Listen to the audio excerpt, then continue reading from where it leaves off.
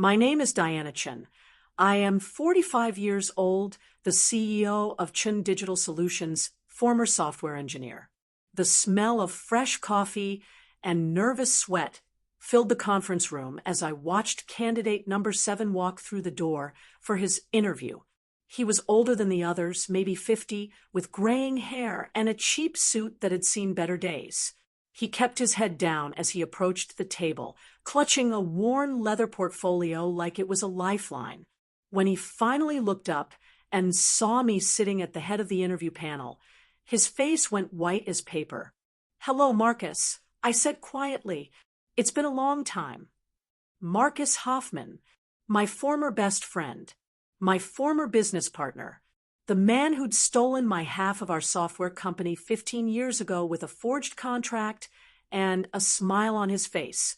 The same man who'd told me that women weren't cut out for the tech industry and that I should be grateful. He was willing to buy out my share for pennies on the dollar. The irony of seeing him here, in my boardroom, applying for a job at the company I'd built from nothing, was almost too perfect to be real. Before I go further, tell me in the comments where you're watching from. And if you're hooked already, a like and subscribe will keep these stories coming. The other interviewers, my VP of Engineering, Sarah Martinez, and Head of HR, Mike Thompson, looked between us with confusion. They had no idea they were witnessing the reunion I'd been planning for over a decade. Sarah shifted uncomfortably in her chair, sensing the tension but not understanding its source. "Diana?" Marcus's voice cracked like a teenager's. I didn't know you worked here." "I don't work here," I said, leaning back in my leather chair and letting the words hang in the air for a moment. "I own here. This is my company, Marcus, Chen Digital Solutions. Maybe you've heard of us." The color drained completely from his face. Of course he'd heard of us. We were the biggest software development firm on the West Coast, worth over $200 million. Our client list included Fortune 500 companies, government agencies, and tech startups that had become household names. The same company that had grown from the code Marcus and I had written together in my tiny garage apartment 20 years ago when we were both broke college graduates with big dreams and bigger appetites for ramen noodles.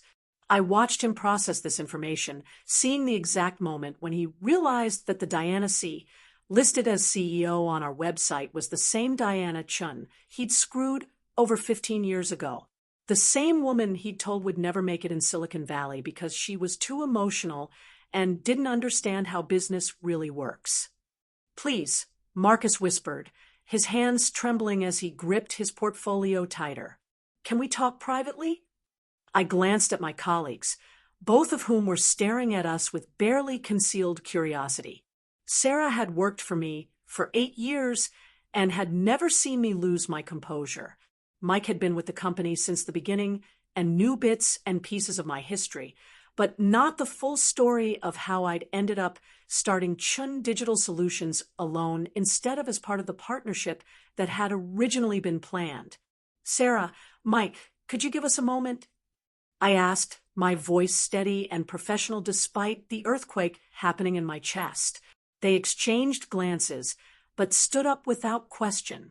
"We'll be in my office when you're ready to continue," Sarah said, shooting me a look that clearly meant call if you need backup. After they left, Marcus and I sat in silence, the weight of 15 years hanging between us like a wall made of broken promises and shattered trust. The conference room suddenly felt too small, too warm, despite the floor-to-ceiling windows that offered a panoramic view of the city skyline. I could see the building where our original company had been located, now dwarfed by newer skyscrapers that had risen during the tech boom I'd helped fuel. Marcus looked older than his 50 years, with deep lines around his eyes and hands that shook slightly as he set down his portfolio on the polished mahogany table. His suit was off the rack, probably from a department store, a far cry from the custom-tailored clothes he'd worn when he was riding high on the success of selling our company. His wedding ring was gone, I noticed, leaving a pale band of skin on his finger. "You look good, Diana," Success suits you. Cut the small talk, Marcus. What are you doing here? He opened his portfolio with careful, deliberate movements, like he was handling something fragile. Inside was a resume that was painfully thin, with gaps in employment that told a story of professional decline. I need a job. I've been out of work for 8 months, and no one in the industry will hire me. Gee, I wonder why. I picked up his resume, scanning the progression from CTO positions at promising startups to senior developer roles at smaller companies to consulting gigs that lasted only a few months. The trajectory was clear. A man whose reputation had preceded him, and not in a good way. What happened to Hoffman Technologies? Last I heard, you were doing pretty well for yourself. That had been about 5 years ago, when I'd seen an article in TechCrunch about his latest venture. I'd read it with the kind of morbid curiosity that makes you slow down to look at car accidents, wondering if he'd finally gotten the comeuppance he deserved. Marcus's jaw tightened, and I saw a flash of the old arrogance that had made him think he could steal my life's work and get away with it. You know what happened? You made sure of it. I made sure of it. I laughed, but there was no humor in it. The sound echoed off the glass walls of the conference room, sharp and bitter. Marcus, I haven't thought about you in years. I've been too busy building the company you tried to steal from me. You blacklisted me, he said, his voice rising with the desperation of a man who'd been carrying this theory around for years, polishing it like a worry stone.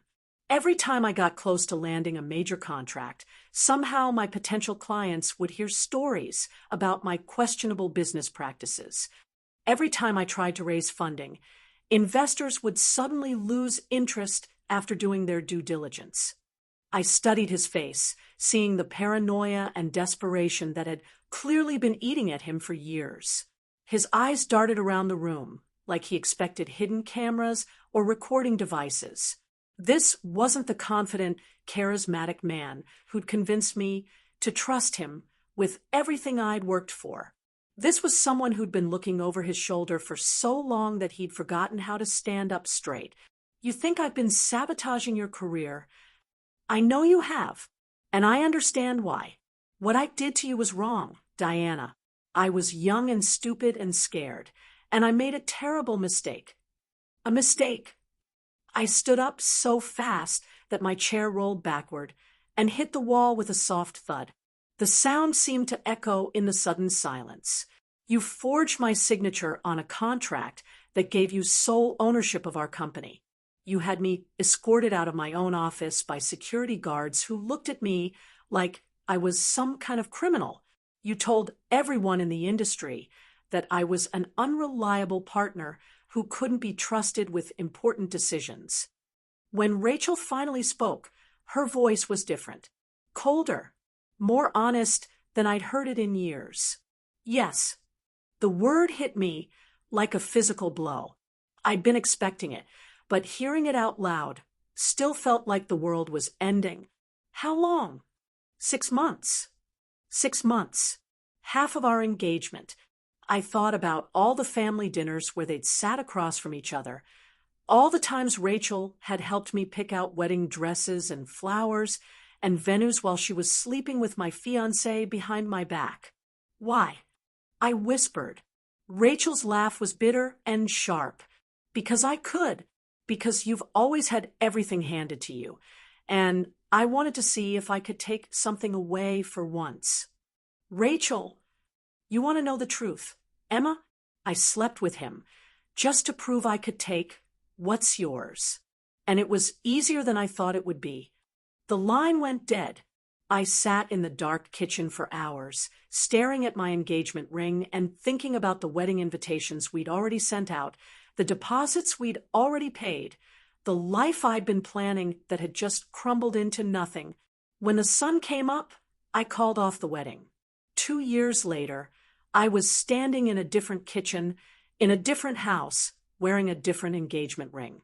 This one was smaller, simpler, but it felt real in a way the first one never had. David had proposed to me on a Tuesday morning over coffee and toast, No grand gestures or elaborate plans. Just a quiet, I want to spend my life with you, that had made me cry happy tears instead of the bitter ones I'd shed over Jake.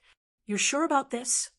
David asked, wrapping his arms around me from behind as I stared out the window at the garden where we'd be getting married in 3 days. I'm sure about you, I said, leaning back against his chest. I'm sure about us. And your family? That was the complicated part. My parents had been devastated when I called off the first wedding. Not because they particularly loved Jake, but because they'd already paid for everything and couldn't understand why I was throwing away a perfectly good relationship over a misunderstanding.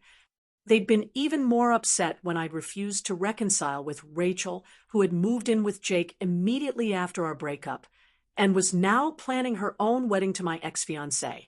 Emma, she's your sister, my mother had said during our last conversation. Family is forever.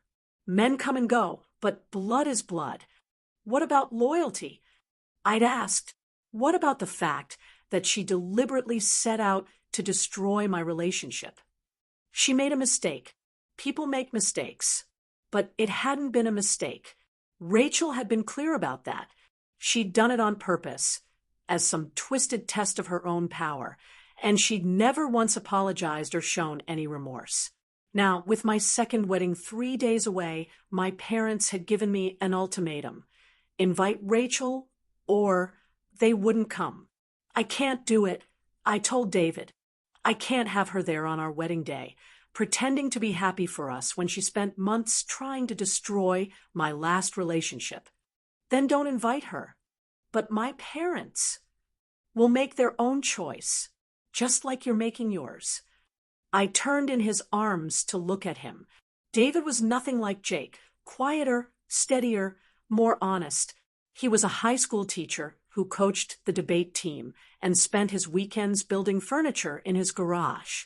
He wasn't flashy or charming in the way that made people notice him across a room, but he was kind and loyal, and he loved me in a way that felt safe. What if they don't come? Then we'll get married without them. Emma, I've seen what your sister did to you. I've watched you rebuild yourself from nothing. I'm not going to let her destroy our wedding day, too. That night, I made a decision that had been 2 years in the making. I pulled out my laptop and opened the video file I'd been saving since the day after my first engagement party ended. It was security footage from my parents' house, taken from the camera they'd installed in the kitchen after a break in the year before. The timestamp showed 11:47 p.m., about an hour after the party had officially ended. In the video, Rachel and Jake were in the kitchen, pressed against the counter in a way that left no doubt about the nature of their relationship. They were kissing with the desperate passion of people who'd been hiding their feelings all night, and I could hear Rachel's voice clearly as she pulled away from him. God, I can't wait until this whole wedding charade is over and we can stop pretending. Just a few more months. Jake replied, once we're married, we can figure out how to be together without hurting Emma. Hurting Emma? Rachel laughed. Jake, I don't care about hurting Emma. I care about winning. I'd watched this video dozens of times over the past 2 years, and it never got easier. But tonight, for the first time, I was going to share it. I attached the file to an email and typed a simple message. Mom and Dad, this is why Rachel isn't invited to my wedding. This was taken the night of my engagement party, while you were upstairs sleeping and I was cleaning up downstairs. I've kept this to myself for 2 years because I didn't want to hurt you, but I won't let you guilt me into having her at my wedding. If you choose not to come because of this, I'll understand. But I won't compromise on this. Love, Emma. I hit send before I could change my mind. My phone rang 30 minutes later. My mother's voice was barely a whisper when I answered the phone.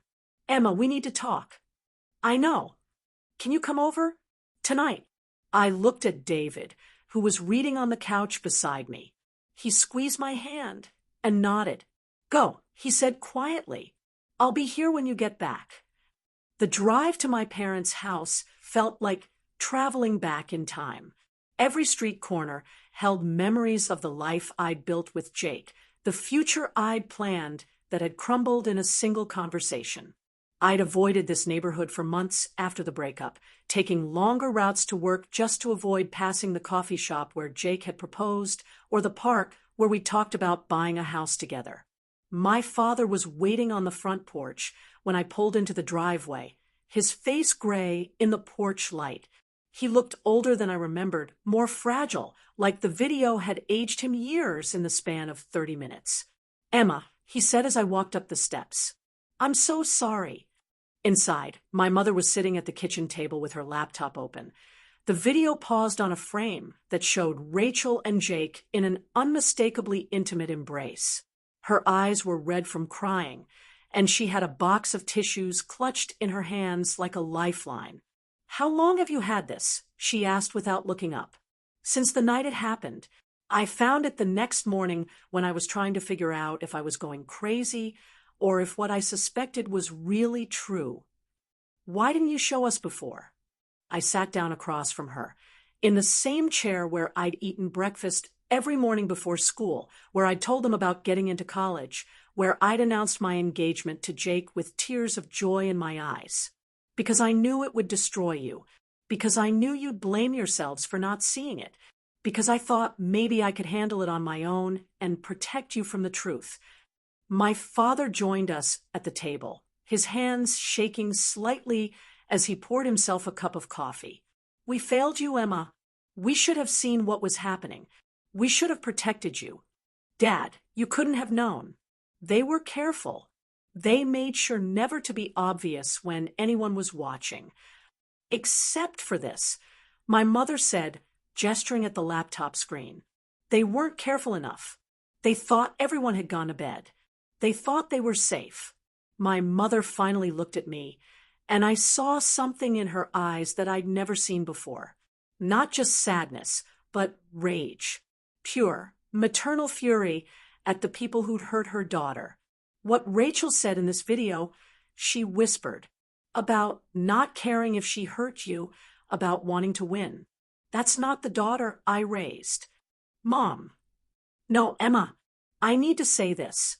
Your father and I have been making excuses for Rachel's behavior for years. We told ourselves she was just competitive, that sibling rivalry was normal, that she'd grow out of it. But this, she gestured at the screen again. This is sociopathic. The word hung in the air like smoke. Sociopathic.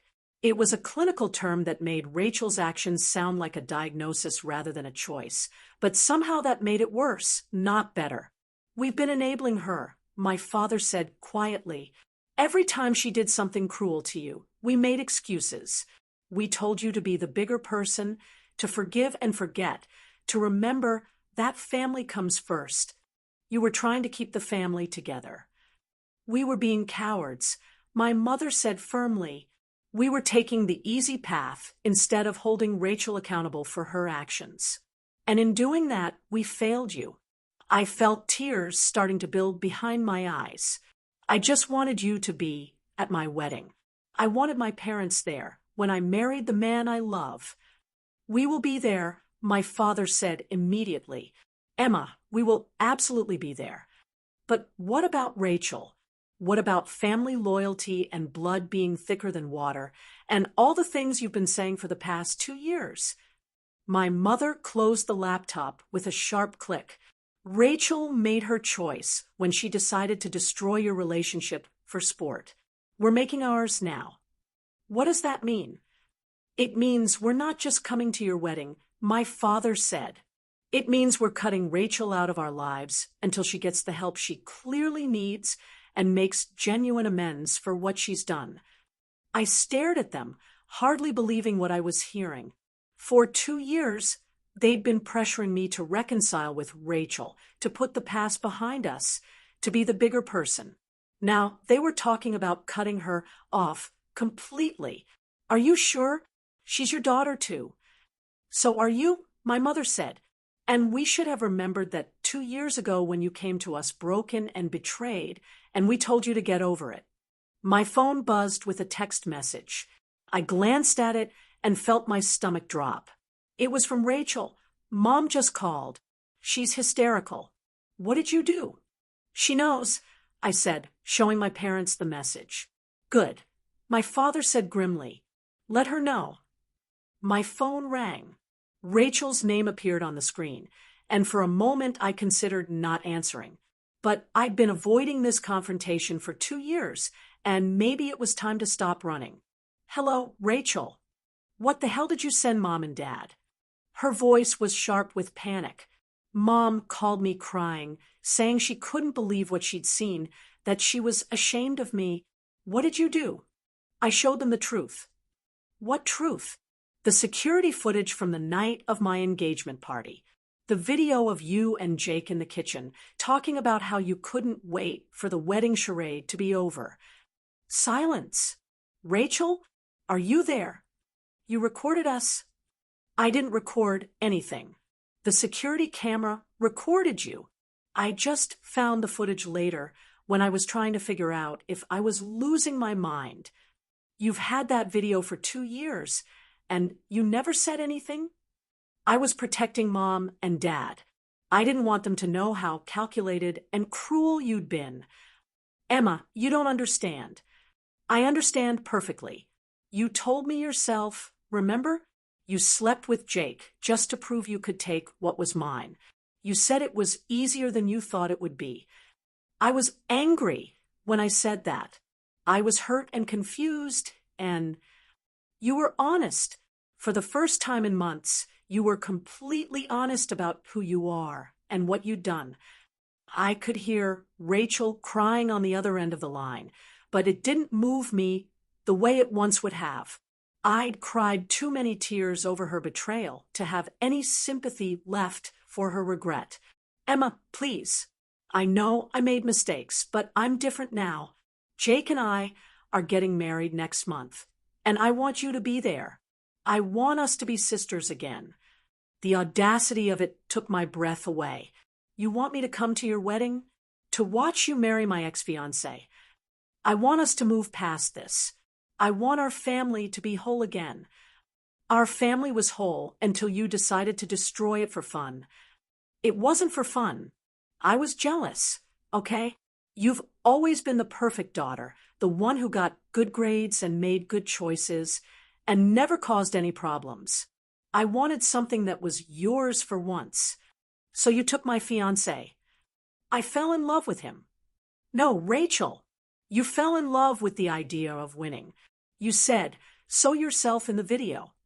My mother reached across the table and took my hand, squeezing it in support.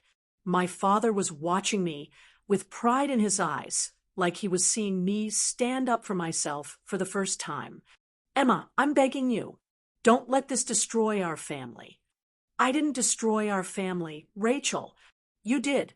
The moment you decided that hurting me was worth it if it meant you could prove a point. So that's it. You're never going to forgive me. I thought about the question seriously. Was there a path to forgiveness? Could I ever trust Rachel again? Ever feel safe around her? Ever believe that she wouldn't try to take something else that mattered to me? I might forgive you someday, I said, finally, but I'll never forget. And I'll never give you another chance to hurt me. What about Mom and Dad? Are you going to make them choose between us? I'm not making them choose anything. They've seen the evidence, and they're making their own decisions based on the truth. The truth according to you. The truth according to a security camera that doesn't lie. Rachel was quiet for a long moment. When she spoke again, her voice was different. Colder. More like the voice I'd heard in the video. You know what, Emma? Fine. Keep your perfect little life and your perfect little wedding. But don't expect me to come crawling back when you realize that David is just as flawed as the rest of us. David would never do what Jake did.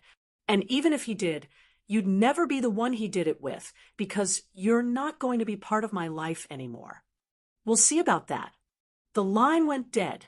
I set my phone down on the table and looked at my parents, who'd been listening to the entire conversation with expressions of growing horror. She's not going to give up, my mother said quietly. Rachel doesn't handle rejection well. What do you mean? I mean, she's going to try to disrupt your wedding. She's going to find a way to make herself the center of attention, even if it means causing a scene. My father nodded grimly. Your mother's right. Rachel has never been able to let go of anything she perceives as a loss. If she can't have your forgiveness, she'll try to take your happiness instead. I felt a chill run down my spine. What should I do? You should have the wedding you want, my mother said firmly, and we'll handle Rachel if she tries to cause problems. How? My parents exchanged a look that spoke of 30 years of marriage and shared understanding. Leave that to us, my father said. It's time we started protecting you the way we should have been doing all along. As I drove home to David, I felt something I hadn't experienced in 2 years. Hope. Not just for my wedding, but for my relationship with my parents. They'd finally seen Rachel for who she really was, and they'd chosen to stand with me instead of enabling her destructive behavior. But Rachel's final words echoed in my mind. We'll see about that. I had a feeling the real battle was just beginning. When I got home, David was waiting up for me with a cup of tea and a concerned expression. How did it go? Better than I expected. They're coming to the wedding, and they're cutting Rachel off until she gets help. That's good news. Yes, but there's something else. I told him about Rachel's threat, about my parents' warning that she might try to disrupt the wedding. David was quiet for a moment, processing the information. Do you want to hire security? For a backyard wedding with 30 guests, if it means protecting our day, yes. I looked at this man who was willing to hire security guards to keep my sister away from our wedding, who'd spent 2 years helping me heal from the damage Rachel and Jake had done, who loved me enough to marry me even knowing that my family came with this level of drama. I love you, I said. I love you too. And Emma, whatever Rachel tries to do, we'll handle it together. But as I fell asleep that night, I couldn't shake the feeling that Rachel had one more card to play. And knowing my sister, it was going to be a devastating one. I just had no idea how devastating until I woke up the morning of my wedding to find Jake standing on my doorstep. Jake looked terrible. His hair was unwashed, his clothes were wrinkled like he'd slept in them, and his eyes had the hollow, desperate look of someone who hadn't been sleeping well for weeks. He was holding a coffee cup that was shaking in his hands, and when he saw me through the screen door, his face crumpled like he might start crying. Emma, please, I need to talk to you. It was 7 a.m. on my wedding day. David was still asleep upstairs, and I was in my pajamas drinking coffee and trying to calm my pre-wedding nerves. The last thing I'd expected was to find my ex-fiancé on my doorstep, looking like his world had just ended. Jake, what are you doing here? Aren't you supposed to be getting married in 3 weeks? That's what I need to talk to you about. He pressed his face against the screen door like a child begging to come inside. Emma, I made the biggest mistake of my life. I should never have let Rachel come between us. I stared at him through the mesh, feeling like I was looking at a stranger. This broken, desperate man bore no resemblance to the confident, charming person I'd fallen in love with 3 years ago. Jake, you need to leave. Today is my wedding day. I know. That's why I'm here. Emma, you can't marry David. You belong with me. We belong together. We belonged together until you decided to sleep with my sister for 6 months. That was a mistake. Rachel seduced me. She manipulated me into thinking you didn't really love me, that you were only marrying me because it was expected. I felt a familiar anger rising in my chest, the same rage that had sustained me through the darkest months after our breakup. So it's Rachel's fault that you cheated on me? Yes. No. I mean, I made the choice, but she made it seem like the right choice. She told me you'd been having doubts about our relationship, that you'd confided in her about being unsure. And you believed her instead of talking to me directly Jake's face flushed red. I was confused. I was scared. I thought maybe you were settling for me because I was safe, and Rachel made me feel like I was exciting, like I was worth taking risks for. So you took the risk of destroying our relationship. I thought I was setting you free to find someone who could make you truly happy. I laughed, but there was no humor in it. How noble of you. And I suppose sleeping with my sister was just a side benefit of your selfless act. Emma, please. I know how this sounds, but I'm telling you the truth. Rachel planned the whole thing. She studied me, figured out my insecurities, and used them against me. Even if that's true, it doesn't change anything. You still made the choice to betray me. You still chose to believe her lies instead of trusting what we had together. Jake pressed his hands against the screen door, and I could see tears streaming down his face. I know I screwed up everything. But Emma, I love you. I've always loved you. Marrying Rachel would be the second biggest mistake of my life. What was the first? Letting you go. I heard footsteps on the stairs behind me and turned to see David coming down wearing pajama pants and a concerned expression. When he saw Jake through the door, his jaw tightened. Emma, is everything okay? Jake was just leaving, I said, not taking my eyes off my ex-fiancé. No, I wasn't. Jake's voice got louder, more desperate. Emma, I drove here straight from Rachel's apartment. Do you want to know what I found when I got there last night? Not particularly. She was with someone else. Another man. In our bed, wearing the lingerie I bought her for our honeymoon. I felt David's hand on my shoulder, steady and reassuring. Jake, you need to leave. Now. She's been cheating on me the entire time we've been together.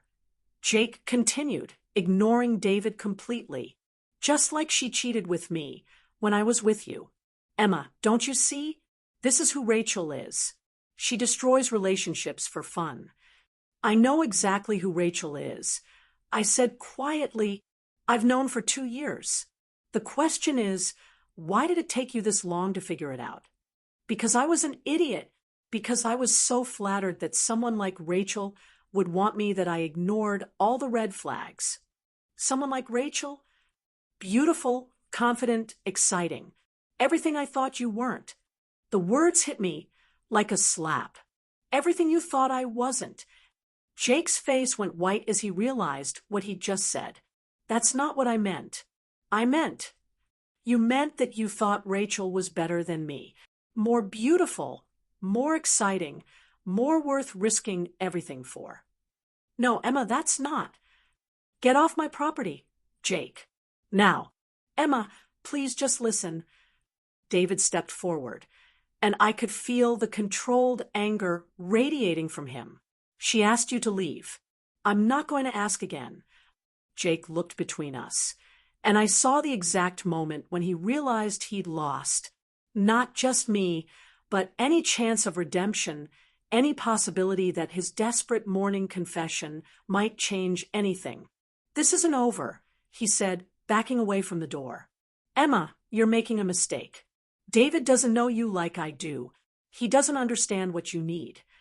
What I need, I said, opening the screen door, just wide enough to step outside, is a man who chooses me every day, not just when his other options fall through. Jake stared at me for a long moment, and I saw something die in his eyes.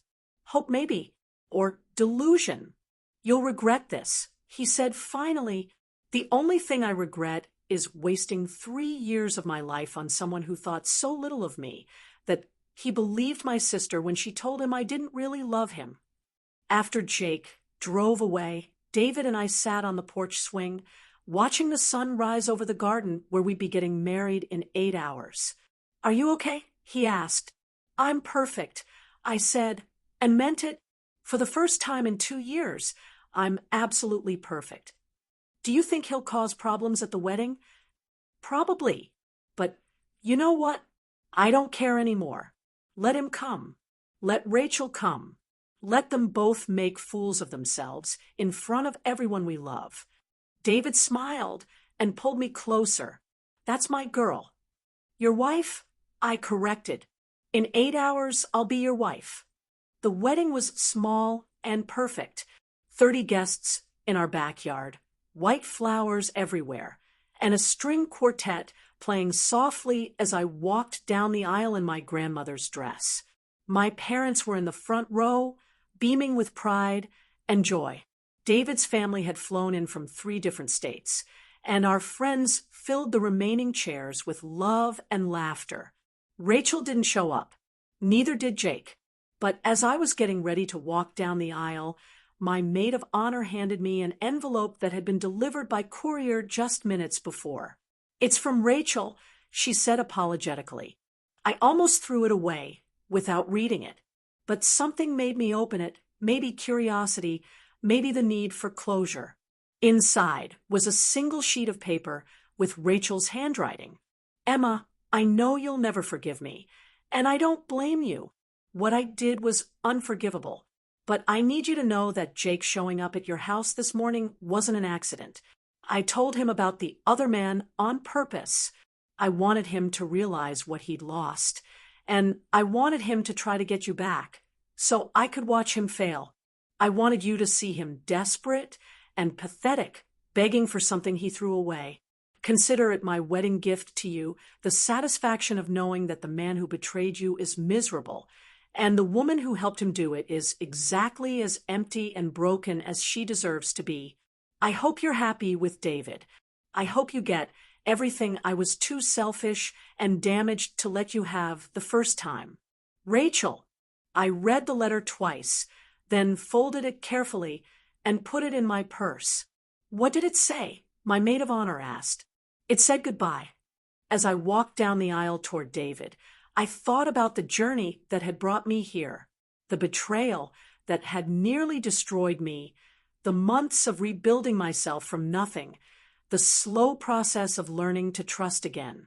I thought about my parents, who'd finally chosen to protect me instead of enabling my sister.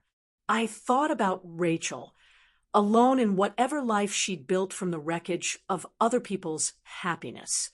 But mostly, I thought about David, standing at the altar with tears in his eyes and love written across his face. David, who'd never once made me doubt his loyalty or question his commitment. David, who'd helped me heal without trying to fix me, who'd loved me through my worst moments and celebrated my best ones. When the minister asked if anyone objected to our union, I held my breath for just a moment. But the garden was silent except for the sound of birds singing and the distant hum of traffic. You may kiss the bride, the minister said, and David did, soft and sweet and full of promise. As we walked back down the aisle, as husband and wife, I caught sight of a figure standing at the edge of our property, half hidden behind a tree. For a moment, I thought it might be Rachel, come to cause one last scene. But as we got closer, I realized it was Jake, watching from a distance with the broken expression of someone who'd finally understood what he'd lost.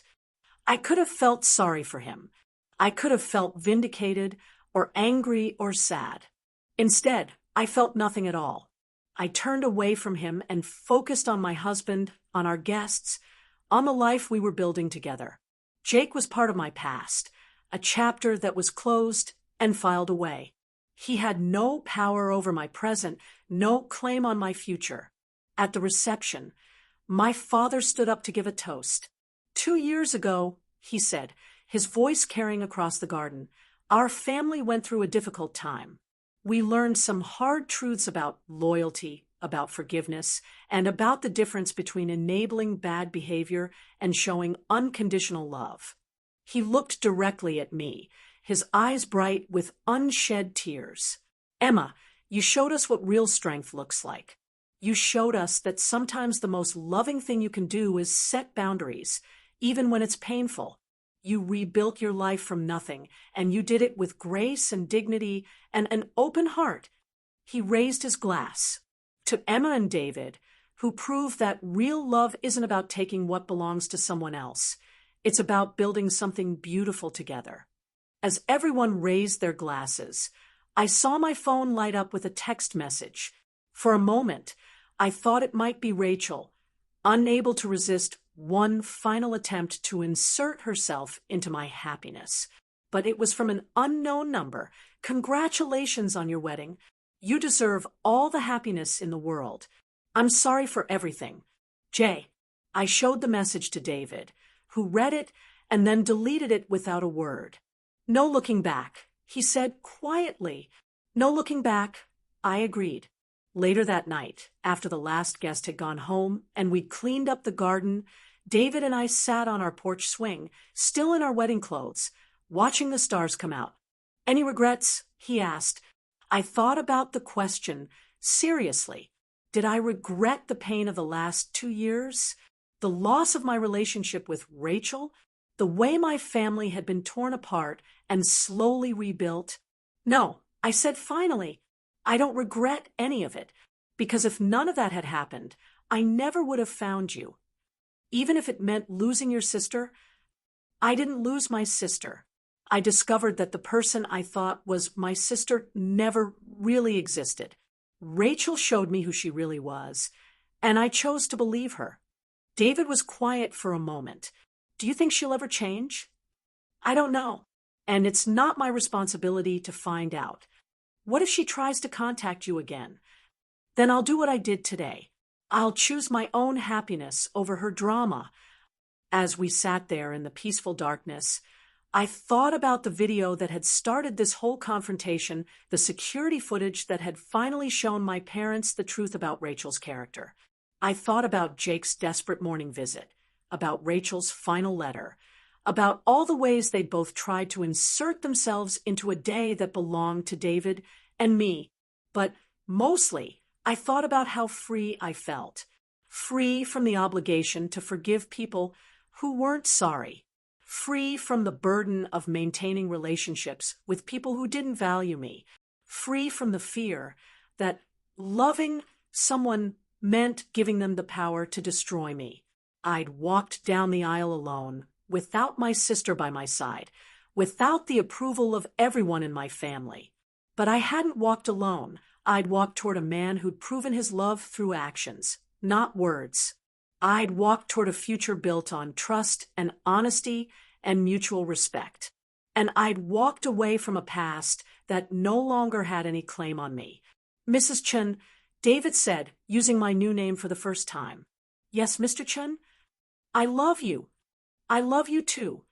And for the first time in my life, I said those words without any fear that they'd be used against me, without any doubt that they were returned in full measure, without any reservation about the future we were building together. Some doors, once closed, should never be opened again. Some bridges, once burned, should never be rebuilt. And sometimes the most loving thing you can do for yourself is to walk away from people who've proven they don't deserve a place in your life. I'd spent 2 years learning those lessons. Now, I was ready to spend the rest of my life living them.